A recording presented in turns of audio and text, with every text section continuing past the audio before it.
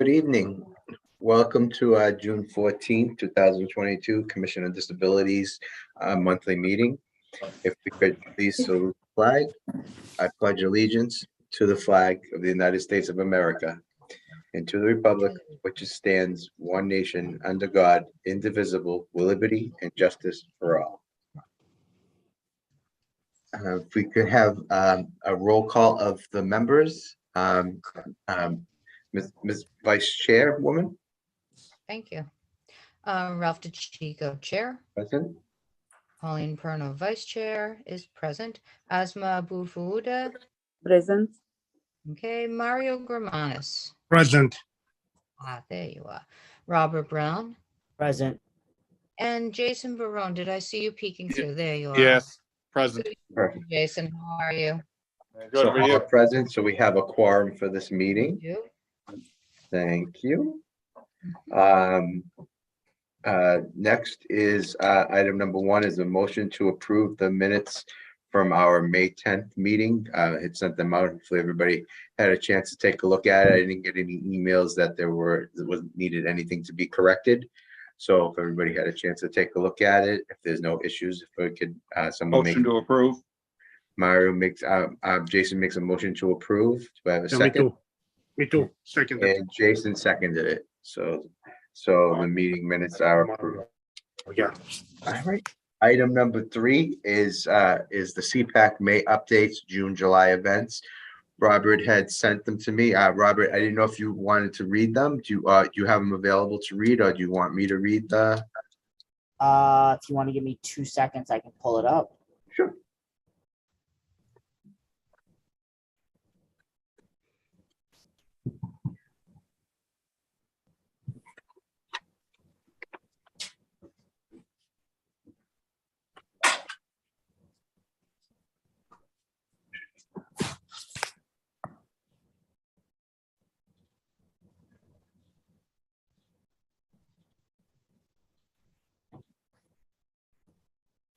So the election was Monday. The Cpec election was Monday, June 6th, and it had their elections, and they were able to pick the candidates that in their new positions based on the votes.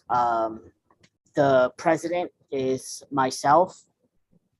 The vice president is actually a vacant spot. There wasn't any runner. The treasurer is Alexandra Desmond. The secretary is Enza Goodwin, and the liaison is Jackie Roy. People are still available if they'd like to motion to run for vice president. And the last part is the first new Cpec meeting is Tuesday, June 21st at 9 a.m. And I will be taking notes for everything for the follow-up for the next meeting. Is that Robert, meeting is in that- person? Is that on Yes, Zoom? yep, it's at the special education building at the high school with Okay. Joanne Rizzo and a couple others. Do you know if they're also going to have a hybrid access to it remotely? Yes. As soon as I will reach out to Grab to make sure that there will be a Zoom link, and I will make sure to send it right over to everybody. Perfect. Thank you. Appreciate it. Is anything else? So basically there's nothing set for July yet. You're just gonna have the meeting in June and then go from there. Correct. Yes. Perfect. The biggest, for me, the biggest things to make sure that are rolled out would be the information to get to parents. So just coming up with the best ideas to making sure that the teachers and the faculty are able to get these paperwork through the kids to the parents and the guardians to let them know, as well as figuring out what is going to be the best process for next school year. Okay. So that's what you're going to be deciding at that meeting, what you're going to be using to get that out. Is there going to be a decision made, or is it definitely going to be done in multiple languages? Yes, that's what we're trying to do, to have, this is all notes that I've taken that I plan on bringing in. It's also, an introduction, of course, for the new positions. So I'm hoping to be able to have an open discussion to go over a couple of things and to figure out, if we're going to have weekly, bi-weekly meetings or, some regards to that. So the languages was one of the bigger things for me. I think that the only issue that we've been having is obvious to get everything, in the English language. You can't just Google translate it. So it's getting it correctly and figuring out point of contacts to making sure everything's filled out correctly. The other thing too is the type of technology you're going to use to send out the information to the parents.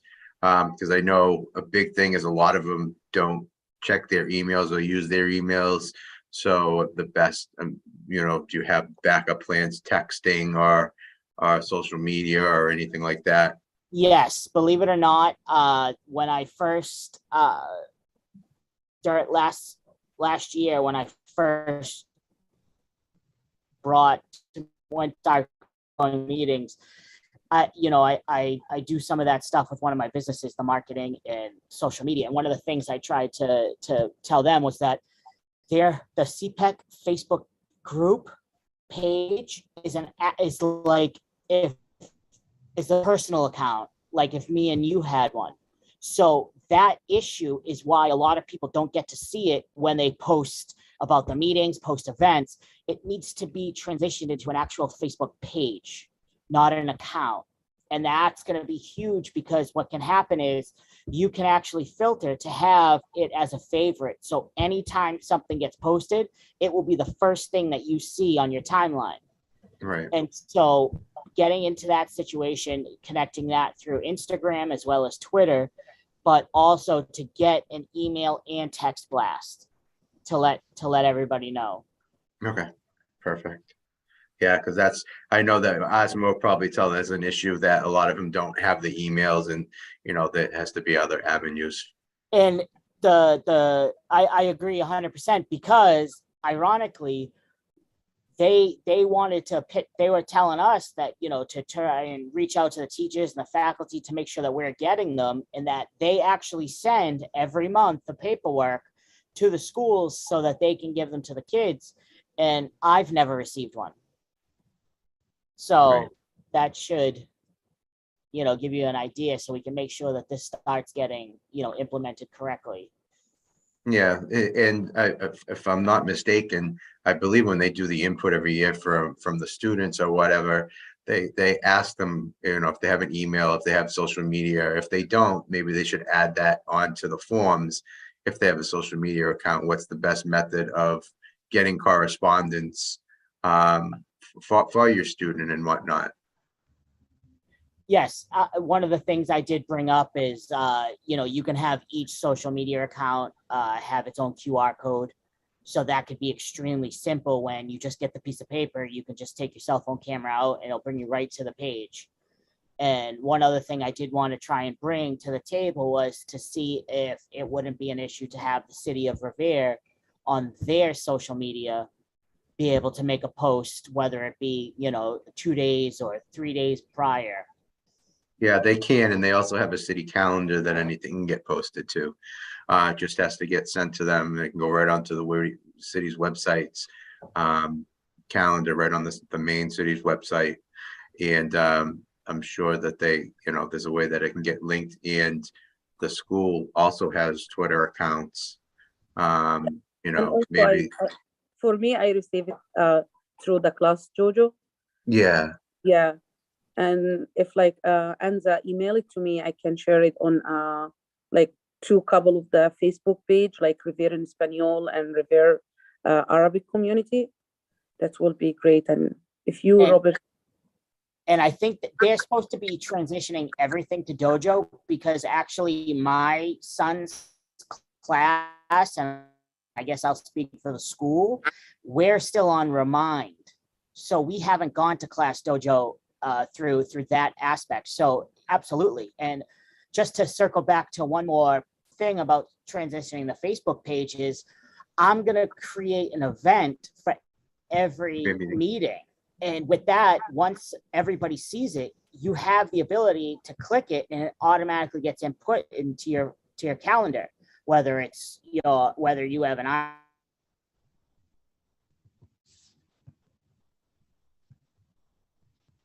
You froze a little bit, Robert. There you go. Yeah, you froze for a minute. yeah. That's okay. All right. Anybody else have any other questions or comments or suggestions? Yes, yeah. I wanted to tell Robert if we can bring back the Special Olympic to Revere, because summer is here and the kids doesn't have any activity for them. So if you can bring this to the Cpec meeting, that will be great. Yes, because I actually attended my first one last summer when it was at the park right by the 107. That's definitely, I make sure that they're starting the swimming lessons that with the pool that's over at the Garfield. So that's one thing Is I it for want. a special or just for anyone? So they're going to be, so when we talked about that at the meeting in May, that was one of the things of having its own classes and just the whole idea of a free swim. So yes, to answer your question. Yeah, because I know some kids with a special need, they have this sensory issue with water, so they need like a special coach with them. There's a licensed lifeguard actually at the event that's worked with plenty of children. So she was actually at that meeting, so we got to meet her. So yes, no, absolutely. Okay, thank you. Perfect. Any other questions or comments on that for CPAC? Okay, since there isn't, we're going to move on to item number 4, which is CODA, the Commission on Disabilities Alliance. Excuse me. I had a monthly Zoom meeting on May 4th, 2022. We had 3 topics of discussions at that meeting. The first one was discussions regarding accessibility in privately owned medical buildings and how to advocate for it, and what other CODs or individuals have done, and what laws or overseeing agencies might be applicable. I guess there was a couple of cities and towns where there's some medical buildings that did not have accessibility for people with disabilities that wanted to work there, and that tended to be an issue. So there was some discussions that we had on that. Secondly, we had discussions about the Aab Variances, which is the Architectural Access Board, which oversees any variances for any construction buildings that are being done, or construction issues. Some cities and towns were having questions on timing, how it works in municipalities, where it works, how it works, if it works as it is intended, and approaches that might help in municipalities where it's a mess. Somerville in particular is having trouble getting a hold of variances with enough time to review, consider, and respond to them. So just as an example, if XYZ building construction companies is looking to build a building in Revere on Broadway that needs some variances that have to do with anything related to, let's say, heights of sinks in there for disabilities or structures that need to be done, they apply for variance through the AAB. A copy of that variance is sent to the Commission on Disabilities Chair / ADA Coordinator, also the building inspector, for us to know about it so that we can take a look at it. And if we have any questions or concerns, we can send a comment or a letter or questions in before that hearing, or we could also attend that hearing. So in Revere, it works fine. So anytime anybody's going in front of the Architectural Access Board here in Revere, I'm made aware of it.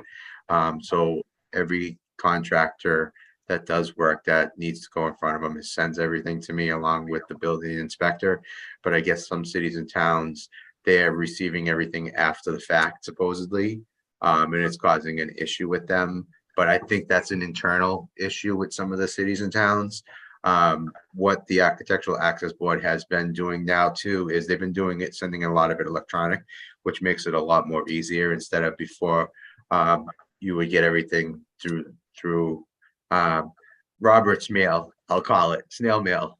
And sometimes things would get lost and that could have been an issue. The last thing that I was kind of interested in is the town of Acton briefly spoke about they have began a pilot program renting adaptive bike programs. They started on their rail trail there. So they've purchased a couple of adaptive bicycles that they rent out. I don't know exactly how many they have. They were supposed to send all the commissions some more information via email, but they haven't sent it yet. But it's a pilot program that they're doing for adaptive. I'm assuming they have trikes, but until I see them, I don't want to assume anything. But it Yeah, seems like a nice I have program. seen them. I have Yeah, seen I'd like them to when I find out follow some their more webpage. information about it. I've brought this up in the past, especially with Revere Beach. Would be a great location for something like this. And I brought it, I've had some discussions with, it's not something that the city could have to do, but it could be something with the Revere Beach Partnership or MDC, possibly doing something like that. So I'm trying to get some more information on it, but I think that would be something great if we could try an adaptive bike program. I was thinking to tag on to that is, we have that new tourism division for Revere. It would be really, really nice and it would be very helpful if we could tag up with them and, get some of these bikes and get some adaptive equipment and do it in conjunction, obviously, with the DCR because that's their jurisdiction, so to speak, but do it in conjunction with the Division of Tourism that we now have. I think that it would really become a positive promotion. And, there's so many things that we do have, but there are so many things that we could be having in addition. A center that you could do any kind of adaptive equipment rental for the day, whether it was some kind of an adapted, I know we talked before about the wheelchairs to go onto the beach, but just have one central location on the beach where people could come get their things that they need and go, instead of having to pre-plan, have it done through a conjunction between the tourism, the COD, and the DCR and the city itself. So bringing all of those things in where it would be like a one-stop shopping, the accessibility, it would be now looked at as, a place where people can go, where things are accessible, where they don't have to make 15,000 phone calls or like I said, pre-plan ahead to the point where it's exhausting and they say, forget it, we don't even want to try. So I think that, now that we've got this whole tourism thing, the department, I think that maybe this is going to be a prime time to start looking into getting its own little subdivision going as well. It's a But great I do idea. follow that Acton page. The other place that's thinking of doing it, I believe, is Natick because they have another new rail trail that goes from Natick through Cochituate up through the state park. And I believe that they're looking at it. I don't know if they're actually going to do it. They just did their new rail trail. I don't know how. I haven't walked it yet or ridden on it. So it'd be interesting to see the dimensions and then travel to Acton, which I might end up doing over the weekend. Yeah, because we Like, do have the Northern Trail in Revere too also. right. Oh, I know. Yeah, so we do have that there too, but I just think it would be another great avenue is for the beach Addition. too. Yep, Yeah. absolutely. Well, I think we need to Especially bring for- in, I like what you guys are bringing up. I think we need to bring in the fact that, and what I still can't understand, I look at Revere Beach and we don't have, I just can't believe no one has set up anything where you can rent, chairs and umbrellas for the day. Because no offense, but a lot of people don't have the ability or the skills to put, not just disabled, but even people who can see, put things in the ground properly because of the sand, that if you don't do it correctly, things go flying. And I'm Right. just thinking for the sun purposes, it would be better, you know, because they do that in a lot of other places. It's just Yeah. something that if Revere would start getting inside, that would help I'm just people. It would wondering- also draw tourists. I'm wondering if they're public beaches or private beaches. No, they're all, it's like the ones in Florida, like Honeymoon Beach and stuff like that. They all do that. They have it pretty much everywhere. It's all public and private, doesn't matter. People Yeah. do it because you're going to make money off it. It's like $15 for the deck, but they put the Okay. chairs up for you. They set the umbrella up. There's a little table in there so that you put the drink down or whatever, but that way you're not running into the risk of beating sun, and you're not running the risk of things going flying. But I'm also Right. thinking for those with disabilities that can't be in the Well, sun that's as much, something else we could talk to the tourism Yeah. department about too. and see if they could get a business that be willing to do that, because they would make enough money off it. There's a lot of people that go to that beach. I mean, I'm just thinking they're missing out on a chance. Mhm. And, you know, this way people would have a real opportunity so that you can do things safely.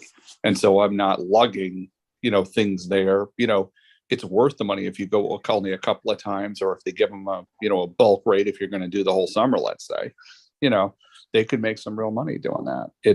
I'm just surprised no one in all, it Right. just seems very weird to me, because it's a beating sun and you just don't.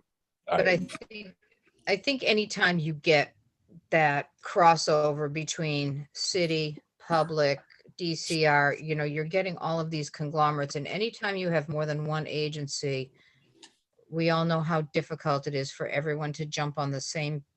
Yeah, piece of- anytime that you want to do something, I know anytime you want to do something on Revere Beach, you have to get approval through DCR. Yeah. Well, Um, they would, I mean, why would they hear? As long as the money's someone in the company, I mean, it would be a benefit in a sense of a draw. So, you know what I mean? It's just, that doesn't really hurt anything. It's actually better, because then you don't have people makeshift stuff and somebody doesn't put it in correctly. And then Yeah. you get the gust of wind and that ends up in the water and. yeah, Right. it- Or hit somebody. You've got a Yeah, lot of people that hang absolutely. around down there. No, I'm just there worried is- about. you know. Right. Exactly. There is a lot more that can be done, moving in a very, very positive direction with all of this. And I think that we now have a better handle and better knowledge on, you know, what things we would like to see. So maybe there does need to be a larger discussion, you know, on a bigger level, Right. between agencies, and just, you know, just bring it forth and see what people think. I mean, there Right. might be something that we're not thinking of that they're like, oh no, we can't do this because of thus and such, whatever. But I think it's worth addressing it. Mhm. See see where the thought process goes. Right. No, that's great. Great ideas, great suggestions. I purposely skipped item 2. I'll be going back to that because I wanted to get through some of these other things. So I don't want anybody to think that I went out of order by mistake. Item number 5 was the MBTA virtual meeting on May 26th that I, excuse me, that I attended. And what it was a Q&A for discussions regarding the RIDE program.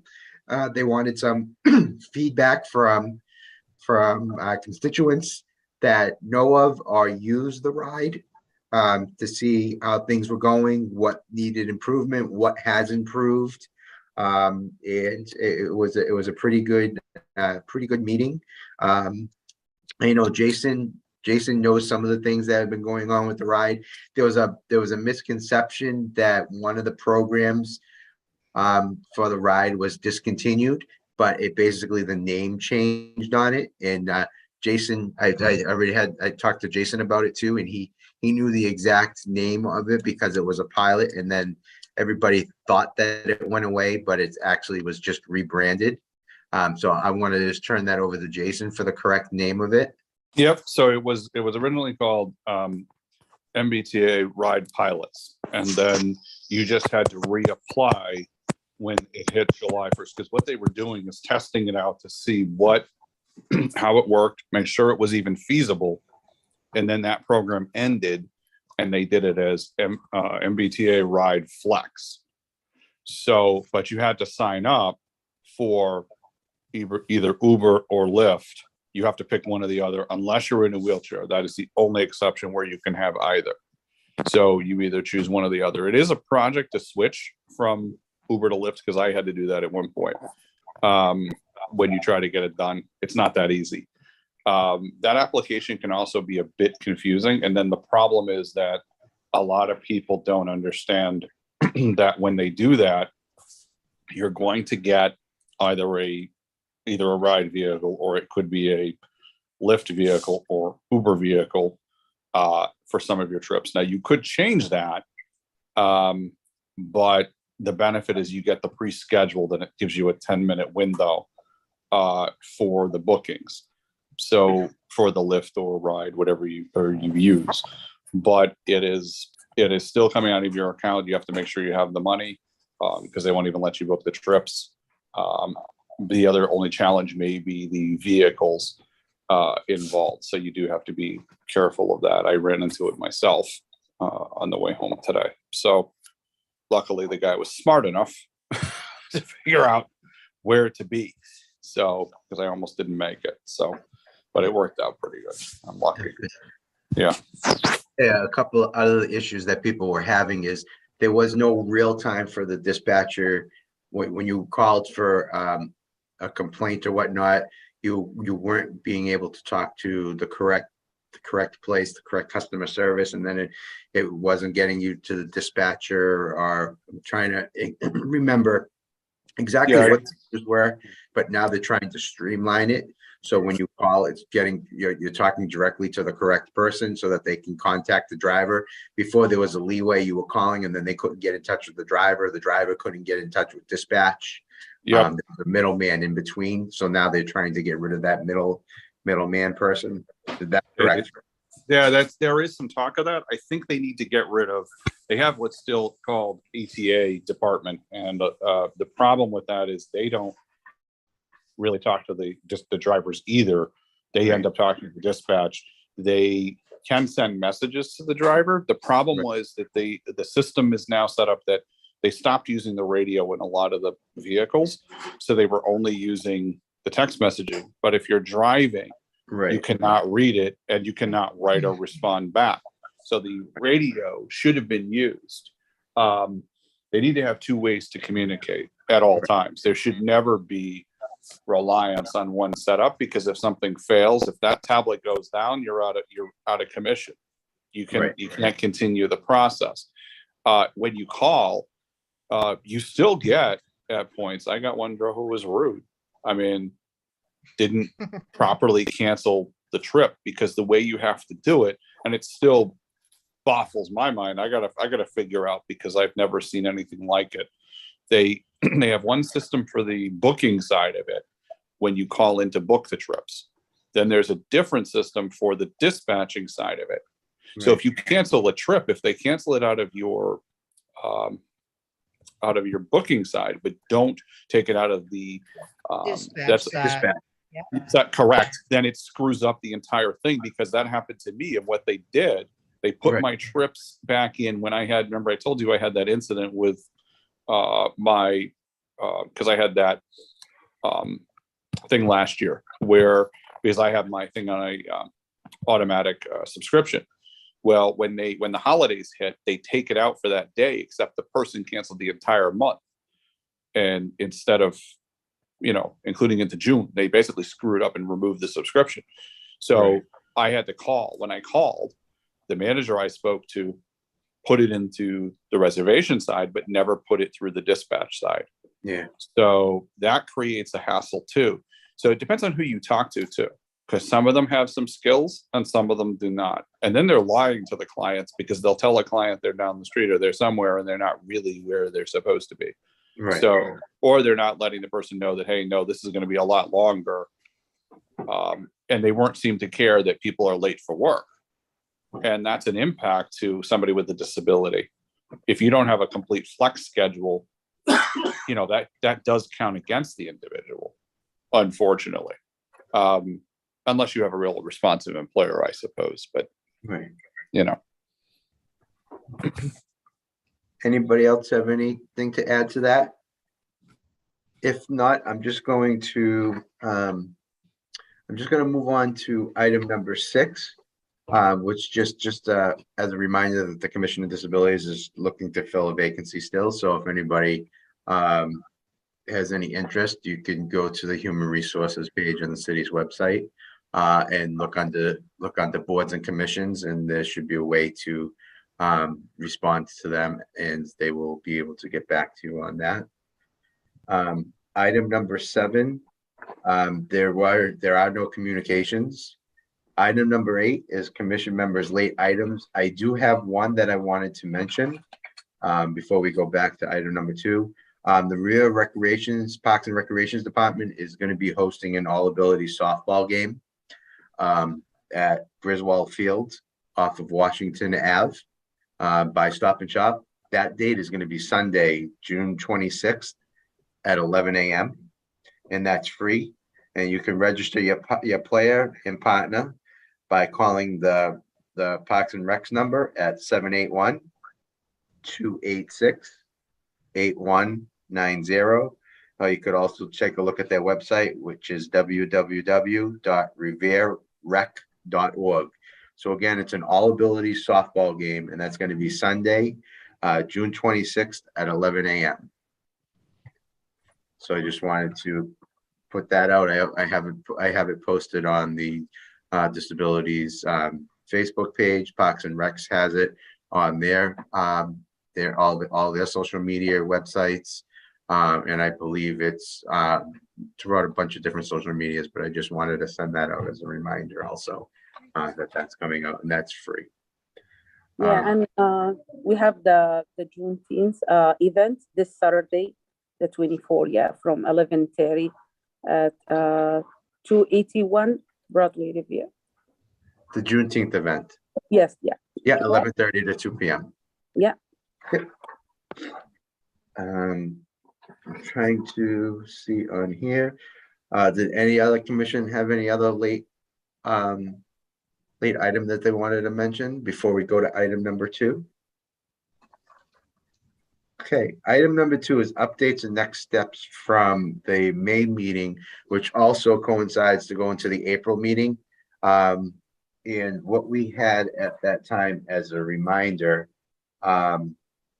because we had tabled some things from April.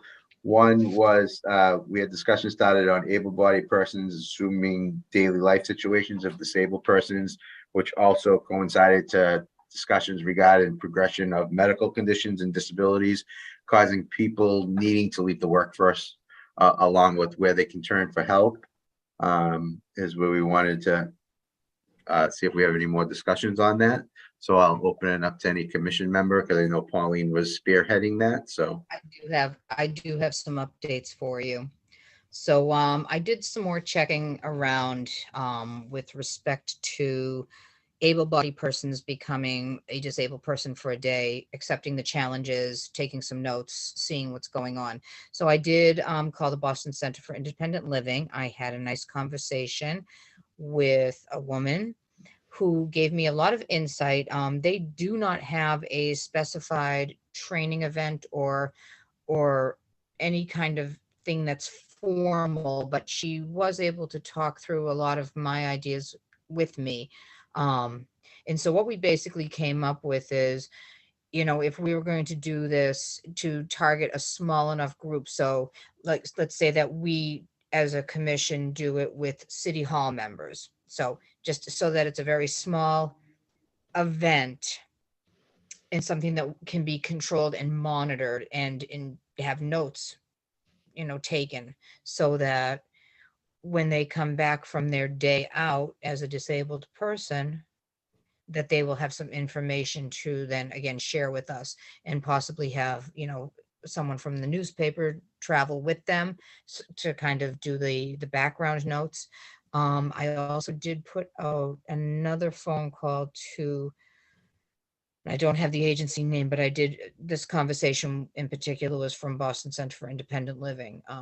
So I think that what we need to do is figure out if this is something that we want to do as a commission. I still think it's a really good idea, because as this woman, her name's Tatiana, mentioned, is, there's an awful lot of people with either silent or silent disabilities or disabilities that are not visible. So the non-visible ones, the mental health issues, which she said right now they're getting an awful lot of telephone calls and outreach to try to help people sifting through that whole thing. So she said, just be cognizant if you're going to do this to, when you have your list of disabilities, make sure that those silent or invisible disabilities are also factored in and what particular things we're trying to look for. From my perspective, something that I would want someone to look for is having to go in and not be able to pre-plan your day based upon what your disability is. Kind of have to jump in and see where you can go with it. That's how we had to do it when I did it in college. It was 9 o'clock, and when I was getting out of class with my vehicle, but I was a now visually impaired person. So I had to find my way home not using my car, which, I was able to do. Right. However, it puts you on the spot, it makes you think. And it also makes you more aware of, wow, this could happen at any moment. I mean, I could able to walk into a building, and I may have to not be able to walk out. And that's a very real possibility. So I did have a really good, interesting conversation. So if this is something I think that we want to go through with, I think that we need to, maybe take a couple of minutes, not right here at this meeting, but on the side, and kind of figure out, have an action plan so that we can actually do this. So I think that that's, pretty much where I'm at with that. The other thing that I wanted to mention with regards to that is, when she was talking, saying how, mental health issues, and she says, give some good thought as to how we perceive those mental health issues and how we would want to present that to, let's say, Mrs. A, who works in accounting. I don't even know if there's such a place as accounting in the city, but just take that for an instance. How we would want to get that, or are we going to assume that that's going to be her take on that issue? So again, without delving into a lot here, I think that's something that we could maybe do behind the scenes, and maybe at that point, everybody kind of take a chunk. I can put together kind of an outline, and everyone can just grab a piece, and then we can kind of throw it back together and see what comes up. Because we do have the summer to do this. Yeah, that's a great I figured idea. it To might put be an a good outline of time to different think parts. about things. Yeah, Any thoughts? that's a good idea. If you make an outline of different parts, and then each person can have a part and try and work with that. That's a great idea. We can do it by email. Everybody work on a part and just fill some things and ideas, and that's a great idea that way. Okay. I'm hoping that this would show if we can show as an example, maybe this will teach people long-term. Maybe the state can get a lesson in that as a whole, and maybe different agencies in different areas will start to make improvements, because I think people just forget. Actually, I had one of my colleagues laughing today because when people call up, and I do this, where if they really are not listening to me or get obstinate about what's going on with their license, or just trying to get them to do things, when they start complaining and doing things, the first thing I say, well, I don't drive, I have an ID. I said, I have to do everything myself every day. They find that very interesting. So I get them to be quiet, and it actually works. People actually, people she just started laughing because she's like, it's like, that's terrible. I'm like, no, they're being nasty. I don't have time for this. You want to whine and complain? You want to see what my life is like every day when I got a plan and I have no choice. So, it's only fair. I mean, because they act like it's the end of the world. And as I've said to them, driving privileges are a privilege, as we keep forgetting. The card that you carry is your identification. Driving is an extension of that. So this could really help long term. Yeah. I mean, that's what people forget. Yeah. It's the card is that's why we freak out about in general when people say, and they start complaining about even having to prove documents. Like, no, do you understand that we're saying this is who you are. This allows you to go to the bank. The driving privileges are an extension of that, because you could lose that at any time. If you can't drive anymore because you medically. Right, you still have your ID. Exactly. And people forget that. There are people that have to surrender because they medically can no longer do it. Or we find people that go to take the road test and they have a cognitive impairment that prevents that. Right. Or their That's vision. right. Yeah. So I'm just thinking that. That's one piece that I really hope comes out of this, is that by not preparing individuals to accept this assignment, do it totally voluntary, they volunteer for it, but just give it to them and see what they can do with it without the preparation. Because I know, coming out of school, and I was an adult learner, so I wasn't 18 at the time. I was about 26 when I did this. You drive into your college, you go to your classes at night, and I was also working at the time, and you walk in fully able-bodied to do what you're there to do, and you walk out and you're not the same person, and it's temporary, and it's part of your learning experience. It doesn't matter. It's still kind of, it hits you. It hits you real hard, and it's kind of a dope slap. And I think that every so often people do need that dope slap, that everything could change in the blink of an eye, in a matter of a moment. And I think that a lot of this is taken for granted, that, you're always going to be able to see the walk signal at the crosswalk, or you're going to be able to go in and order a dinner that's nut free in a facility that doesn't serve anything with nuts in it. You're taking that for granted, but that's not always the case. And so I'm hoping that, what maybe start out as a small idea may grow into something larger.